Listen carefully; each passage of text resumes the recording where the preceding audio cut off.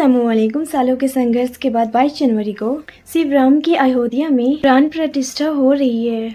इस कार्यक्रम में लगभग सभी भक्तों को, संतों को बुलाया गया था।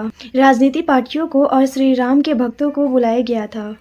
लेकिन जिस पार्टी के नेता ने सालों पहले इस राम मंदिर की पूजा के लिए ताला खुलवा दिए थे, श्री राम की पूजा के लिए भक्त आने लगे थे, आज उसी पार्टी कांग्रेस ने राम मंदिर से किनारे कर लिए है। पार्टी ने ये फैसले क्यों लिए, इसे समझने के लिए हमें इतिहास में जाना होगा, क्योंकि ये जानना जरूरी है कि राम मंदिर के इनवाइट को कांग्रेस पार्टी क्यों ठुकराए थे। बीजेपी जब कांग्रेस का राम विरोधी कटघरे में खड़े करने में जुट गई है, ऐसे में राम मंदिर का कांग्रेस से कैसा पुराना रिश्ता रहा है। क्या वाकई कांग्रेस राम मंदिर बनने का विरोध रही है? सुप्रीम कोर्ट के फैसले पर कांग्रेस का क्या स्टैंड है, और कांग्रेस क्या कभी राम मंदिर के नाम पर सियासत की थी?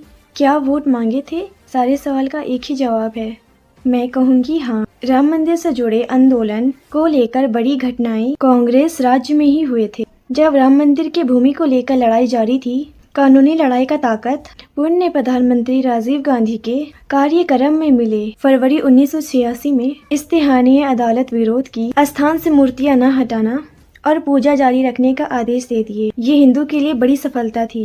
फरवरी 1986 में राजीव गांधी ने बाबरी मस्जिद का ताला खुलवा दिए थे और पूजा अर्चना शुरू हो गई थी। जानकारी ये भी बताते हैं कि 1986 में तत्कालीन प्रधानमंत्री राजीव गांधी ने मस्जिद के ताले खुलवाए और उनकी आलोचना को जाहिर किए।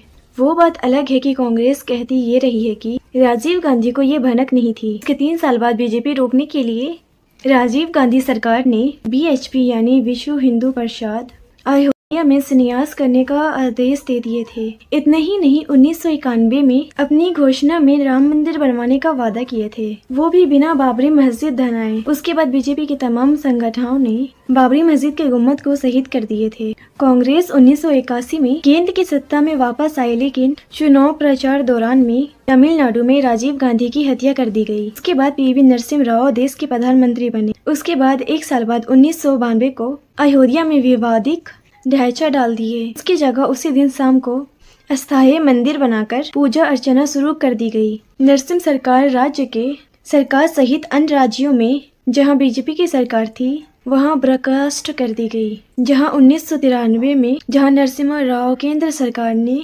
ढांचा वाले स्थान पर कल्याण सिंह सरकार दोबारा न्यास को दी गई। भूमि समेत कुल 67 एकड़ जमीन। उसके बाद कांग्रेस कहती है कोर्ट जो भी कहेगी उसको हम मान करेंगे, स्वीकार करेंगे। अब जब राम मंदिर अदालत के आदेश के बाद बन गई तो कांग्रेस अपना स्टैंड क्यों बदल दिए? कांग्रेस इस कार्यक्रम से खुद को अलग कर लिए। इसे की ऐतिहासिक और सियासी वजह बताते हुए कांग्रेस ने खुद कहा है उनके नेता इसलिए अयोध्या नहीं जा रही है। राम मंदिर के उद्घाटन पर बीजेपी और आरएसएस का इवेंट है जो लोकसभा चुनाव को ध्यान में रख कर किया जा रहा है। कांग्रेस का ये भी कहना है राम मंदिर करोड़ों के आदेह और धर्म की मसला है। ऐसे में उनके नेता को इनवाइट भेजना ये एक सियासी दाव की है ताकि पार्टी को स्टैंड लेने पर मजबूर किया जा सके। कांग्रेस के मुताबिक बीजेपी उनके चुनावी इस्तेमाल कांग्रेस को अंटी हिंदू पार्टी बताकर करेगी।